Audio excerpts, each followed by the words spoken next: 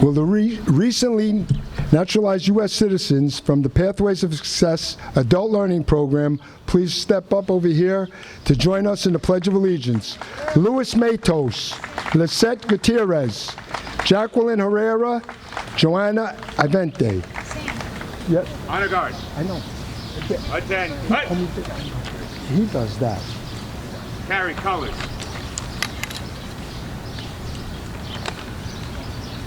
Present arms.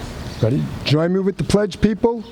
I pledge allegiance to the flag of the United States of America and to the republic for which it stands, one nation, under God, indivisible, with liberty and justice for all. Now remain for the national anthem. Virginia Creary from the Yonkers Police Honor Guard.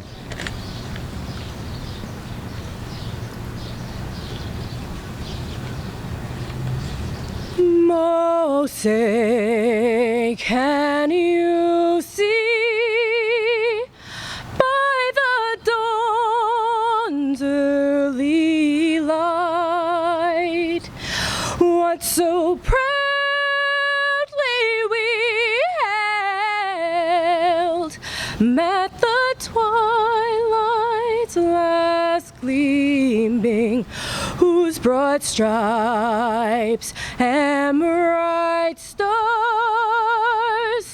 through the perilous fight more the ramparts we watched were so gallantly streaming, and the rockets red clear, the bombs bursting in air, gave proof through the night that our flag was still there.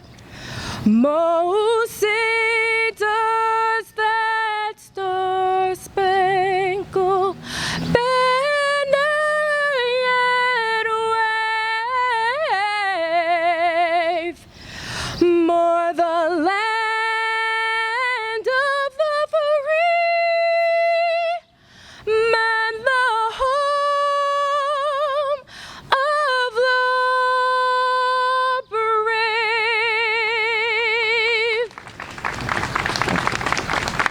Be down. Order. Arms. Thank you, Officer Carey. Honor guard. Right. Face. Forward. March.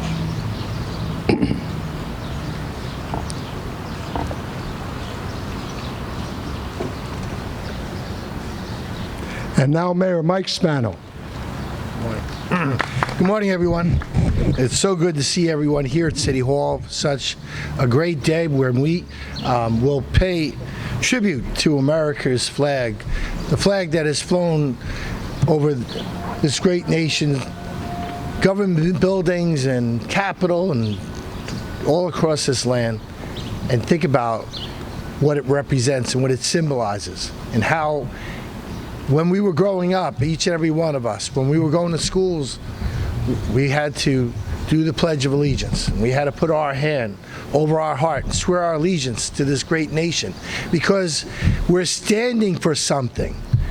There's an expression, if you don't stand for something, you'll fall for anything. But here in America, we stand for that flag, because that flag is representative of so many different things, representative of our Constitution, representative of the men and women who have died and continue to die for this country, defending that Constitution so that we can all be here today and be able to live in a country where we are free to join our own political parties, free to take our own career path, free to disagree with our government without being afraid about your own personal safeties. These are things, frankly, that are in jeopardy when you see what's happening across the world, when you see what Putin is doing, when you see what China is doing. It's not all that improbable to think that we could have a problem But know that if we stand true, we stand for something. We stand for our flag, stand for our country, stand for people who have stood for us, who have died for us, who have sacrificed for us, then you know what? Everything's going to be okay. And there'll be more people like you coming to America every day and making a commitment to be a part of something special, right? This great republic that we have to work every day to keep. So it's good to be here with you. Thank you for letting me say a few words. Thank you to our veterans. Let's give them all a round of applause. And also to my good friend Sam Reedy. Sam Reedy's been doing this for, God, I think it's over 30 years, right, Sam? He was doing it with Al Weissman. We named this pole after Al Weissman. Right? That's right. So it's nice to see that we keep our traditions alive, and it's nice to have people like Sam and all of our friends who are with us here today. God bless you, and thanks. Thank you, Mr. Mayor. At this time, we're going to have our invocation by Brother Luis Hernandez Rivas, the priest in charge of St. John's Episcopal Church in Getty Square.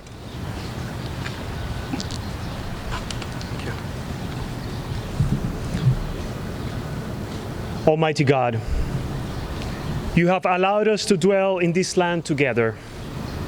We humbly pray that we may always prove ourselves a people mindful of your favor and glad to do your will. Bless our land with honorable industry, sound learning, and pure manners. Save us from violence, discord, and confusion, from pride and arrogance, and from every evil way. Defend our liberties and fashion into one united people the multitudes brought together here out of many kindreds and tongues. Endue with the spirit of wisdom those to whom we entrust the authority of government, that there may be justice and peace at home, and that through obedience to your law we may show forth your praise among the nations of the earth. In the time of prosperity, fill our hearts with thankfulness, and in the day of trouble, help our trust in you not to fail. May this flag before which we stand be a mirror of this people and a sign of promise to others that equal justice under governing law assures progressive victory over egoism and evil, both in times of prosperity and adversity, in time of war and peace. All this we ask in your most blessed, glorious, and holy name. Amen.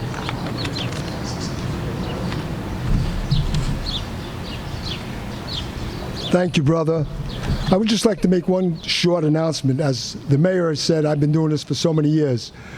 But the real person behind the program here that's been doing everything and setting up the program is Lucia Travato. She sets up the program year after year. She's the one that deserves the round of applause. So at this time, for the introduction of our dignitaries, Reverend William Norman, who is the director of the Veteran Service Agency in the city of Yonkers. I want to say welcome. I have the responsibility to shout out the dignitaries, so let me do that. City Council, Majority Leader John Rubo, Majority Whip Deanna Robinson, Minority Leader Mike Brien, the Honorable Tasha Diaz, and the Honorable Corazon Pineda Isaac, and the Honorable Anthony Moranti. Representing the City Council President Lakeisha Collins Bellamy, Maria George. County legislators, the Honorable Shanae Williams, and I believe the Honorable James Nolan. And Tubiello just came. Who? Tubiello. Oh, County Legislator Tubiello is here as well. Yonkers City Court Judge, the Honorable Daniel Romano, I'm sorry, my apologies. Deputy Mayor Susan Jerry, Commissioner Tommy Meyer, Fire Commissioner, I'm sorry, let me go back up. I cannot forget my fellow Marine, Police Commissioner Christopher Sapienza. Fire Commissioner William Fitzpatrick. Yonkers Public Schools, Dr. Frank Hernandez. Deputy Superintendent, Dr. Razabal Della Vecchio, President of the Board of Trustees. Susan Neighbor, the principal of Vivi School. Vive. Pathway to Success. Hakeem Jamal, Public Information Officer, Yonkers Public Schools. Jason Baez, Executive Director of MBK, Yonkers Public Schools. I want to introduce our Parks Commissioner, Steve Sassone, Parks Deputy Commissioner, Lisa McKay, and Michael Sabatino, Director of Constituent Services, and Deputy Director, Cheryl Green of the IT Department. Thank you. Did you say Gail Burns? Did I make Vice President? Oh. Vice President. Of The school board event. Gail Burns? Gail Burns, Vice President. Vice President, but also the head of Director of the Parks. Parking Enforcement. My apologies. And if I butchered anybody's name, I apologize.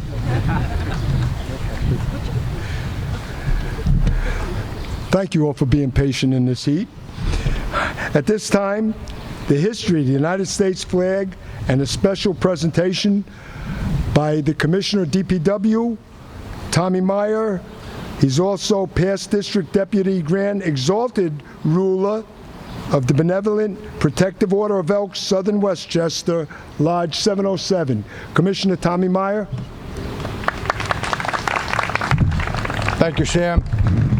Mr. Mayor, council members, distinguished guests, our newest citizens, ladies and gentlemen, on behalf of Rosemary Canaccia, who is the exalted ruler of Lodge 707, and the men and women of Lodge 707, I'm proud to present the Elks Flag Day program in conjunction with the City of Yonkers.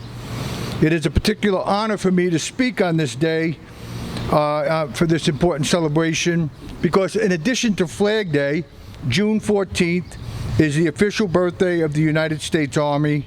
It's its 249th birthday. So happy 249th birthday to my beloved Army. As a point of personal privilege, it also serves as the date my grandson was born 16 years ago. He's hiding back there, sitting on the bench. Vaughn Meyer. Vaughn, I love you. I'm proud of you, and I'm proud of the fine young man you are and the respect you have for the flag, our veterans, and our country. Thank you. The purpose of this celebration is to honor our country's flag, to celebrate the anniversary of its birth, and to recall the achievements attained beneath its folds. As a member of the Benevolent and Protective Order of Elks and a past leader of its local lodge, I turn to the Elks Flag Day ritual for the history of the American flag. The Elks urged President Wilson as far back as 1915 to nationally celebrate our flag. This year, Southern Westchester Lodge 707 has donated a set of the history of the American flag, which will highlight today's ceremony. Thank you, Lodge 707, for your donation. The carrying of banners has been a custom among all peoples in all ages. These banners usually contain some concept of the life or government of those who fashion them. The evolution of the American flag marks the progression of the government of the American people. From the founding of Jamestown in Virginia in 1607 until 1775, the flag of England was the flag of the peoples of America. In 1775, the pine tree flag was adopted for all colonial vessels, and this was the banner carried by the Continental forces in the Battle of Bunker Hill. The southern colonies, from 1776 to 1777, used the snake flag. In the later part of 1775, the Continental Congress appointed a committee to consider the question of a single flag for the 13 colonies. That committee recommended a design of 13 alternate stripes of red and white with an azure field in the upper corner bearing the Red Cross of St. George and the White Cross of St. Andrew. John Paul Jones, the senior lieutenant of the flagship Alfred, hoisted this flag to the masthead on December 3rd, 1775, and 1 month later it was raised over the headquarters of General George Washington at Cambridge, Massachusetts. In compliments, he wrote, to the United Colonies. This flag, called the Continental Colors and the Grand Union, was never carried in the field by the Continental Land Forces, but it was used by the Navy as its exclusive ensign and was the first American flag to receive a salute of honor, a salute of 11 guns from Fort Orange in the Dutch West Indies. In response to a general demand for a banner more representative of our country, the Congress on June 14, 1777 provided that the flag of the United States be 13 stripes of alternating red and white, and that the Union be 13 stars, white on a blue field, representing a new constellation. It is generally believed that in May or June of 1776, a committee consisting of George Washington, Robert Morris, and George Ross commissioned Betsy Ross, a Philadelphia Quakeress, to make a flag from a rough design they left with her. It is said that she suggested that the stars should have 5 points rather than 6. This starry banner was first flown at Fort Stanwix, called Fort Schuyler at the time, near the city of Rome, New York, on August 3, 1777, and was under fire 3 days later at the Battle of Oriskany on August 6, 1777, during a British and Indian attack. The first official salute to the Stars and Stripes was given on February 14, 1778, by France on the French coast, when the Ranger, under command of John Paul Jones, was saluted by the French fleet. It is said that this same Ranger's flag was flown by Jones's ship, the Bonhomme Richard, in its thrilling fight by moonlight upon the high seas with the British frigate Serapis. When the Serapis struck her colors, the immortal fame of John Paul Jones was ensured as the intrepid defenders of the youthful republic. The original 13 Stars and Stripes represented the original 13 colonies. In 1795, 2 additional Stars and Stripes were added to represent admission to the Union of Vermont and Kentucky. Under this banner of 15 Stars and Stripes was fought the War of 1812. It was the site of this flag flying over Fort McHenry on September 14, 1814, that inspired Francis Scott Key to write what was to become our national anthem, the Star-Spangled Banner. The Congress on April 14, 1818 adopted a resolution that on and after July 4, 1818, the number of stripes should be 13, and that the blue field should carry 1 star for each of the 28 states in the Union at that time, and that a new star should be added for each state admitted thereafter. Since 1818, there has been no change in the flag except that 28 new stars were added before July 4, 1912. And this flag of 48 stars flew over this nation for 47 years, until just before the Vietnam War. On July 4, 1959, a star was added for Alaska, our first non-connected state, and a year later, Hawaii, our island state, added the 50th star. Our present flag, 50 stars with 13 stripes. In the Elks Flag Day ritual, we also pay special tribute to the POW MIA flag shown on the staff behind me, to recognize the plight and demise of a special group of our armed forces, those who were prisoners of war or still remain missing in action. It proudly flies beneath our flag every day. And in keeping with the Elks Flag Day ritual, I ask that you now stand and salute our flag. As this emblem is first in our hearts as loyal Americans, so is it close to our altar as loyal Elks. The gentle breezes with lingering caress kiss the folds of no flag, which could compare with it in beauty. There is no such red and budding rose in falling leaf or sparkling wine. No such white in April blossom, in crescent moon or mountain snow. No such blue in woman's eye, in ocean's depth or heaven's dome. And no such pageantry of clustering stars and streaming lights in all the spectrum of the sea and sky. You may be seated. Our flag is at once a history, a declaration, and a prophecy. It represents the American nation as it was at its birth. It speaks for what it is today, and it holds the opportunity for the future to add other stars to the glorious constellation. The Stars and Stripes, flag of the United States of America, the worldwide hope of all who, under God, would be free to live his and her will. Upon its folds is written the story of America, the epic of the mightiest and noblest in all of history.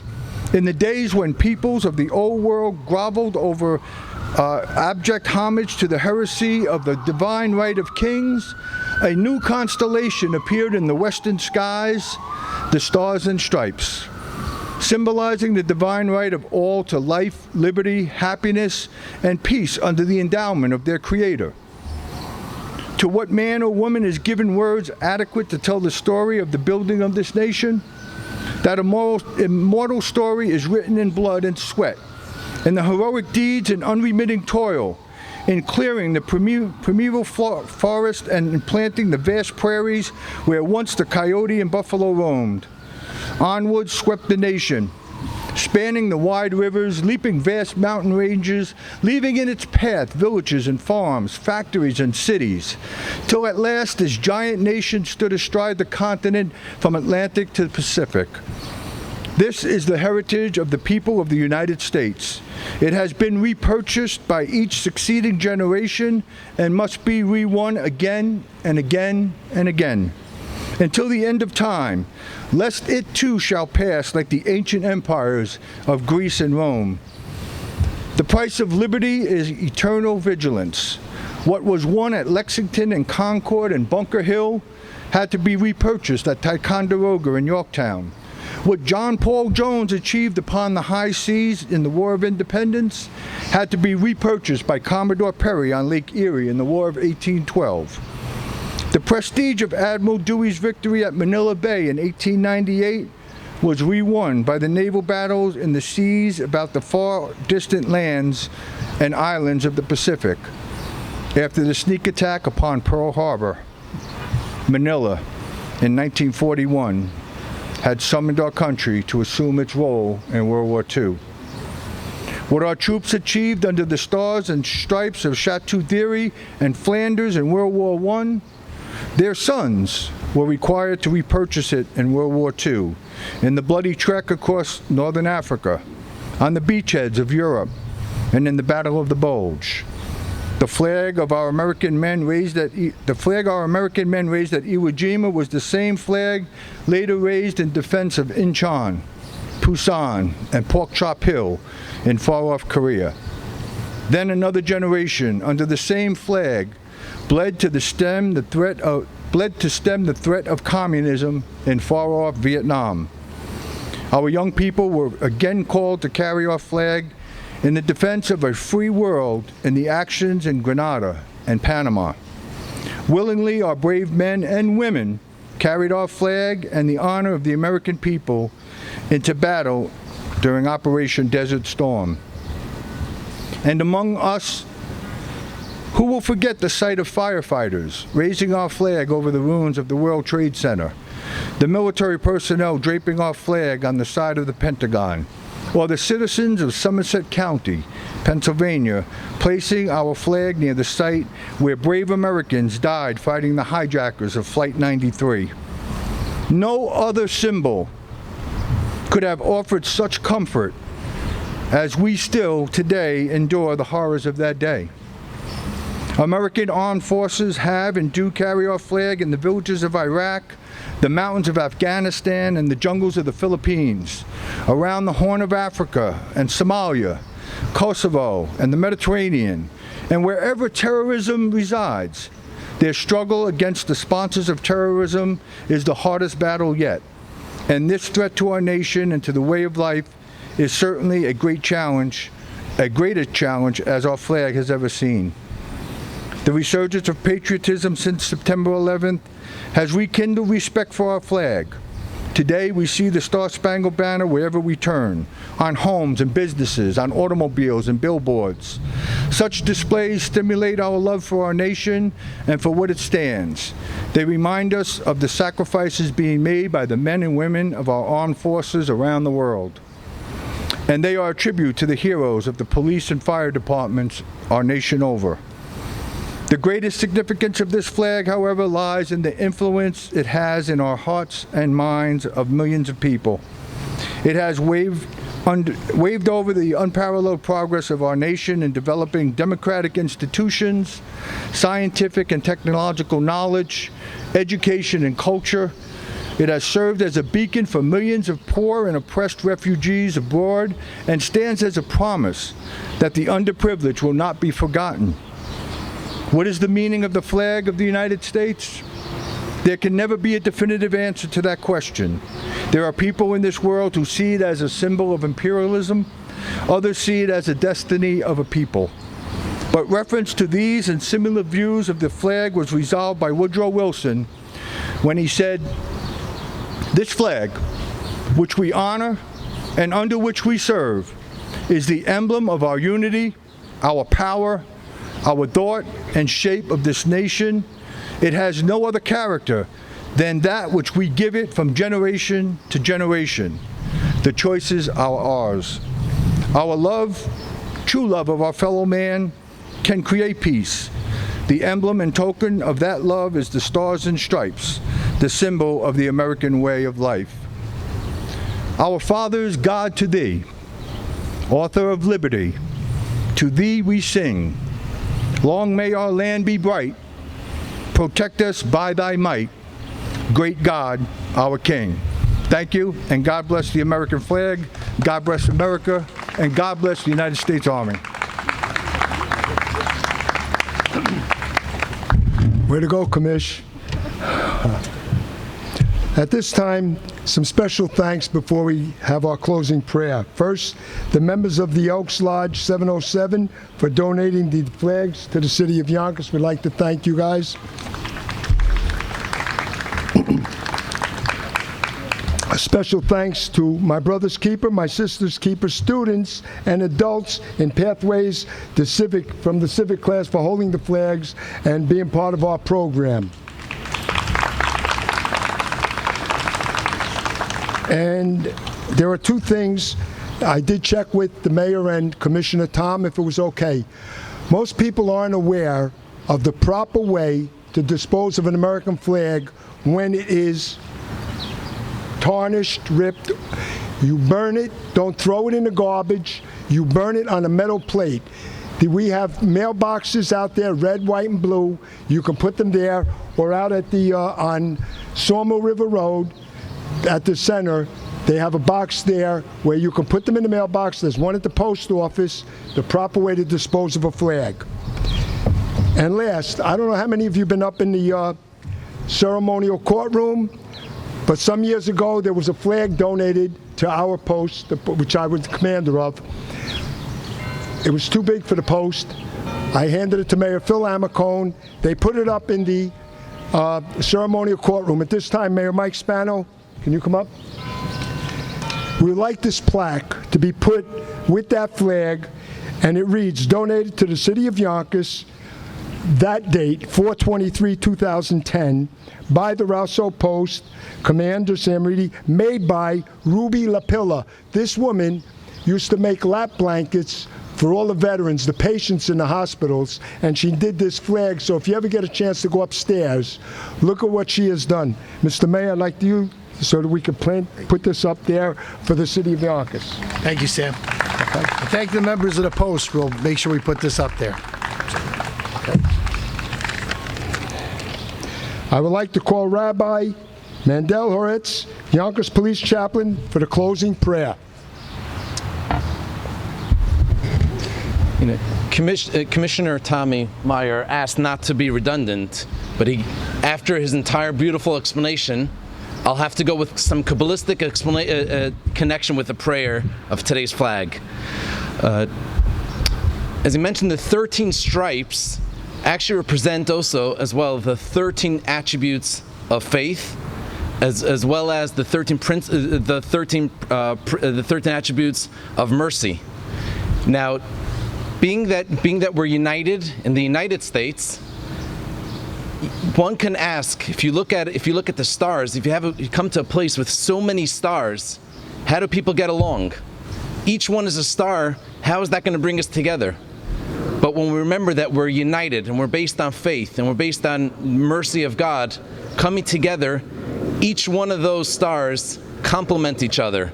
So on this day, we ask everyone to remember all the past history, the special history of how we got here, those that sacrificed their lives, those that did everything to be able to bring us to this point, that we should be able to continue on their shoulders and have the power to continue moving forward. And with this, we ask you, God, to please, may your mercy always bestow upon us. May it always shine. And in the 50 stars also represents the 50 gates of heaven, which the number 50 being the highest gate. And by only being united and being together, coming together, can we achieve every single day to look forward in climbing and coming together. May God bless our city of Yonkers, bless the United States of America. Let us say Amen. Thank you, Rabbi. And I always close with, policemen and firemen keep us all safe. Veterans keep us all free. Thank you all. God bless America. Lucia, great job again. Thank you.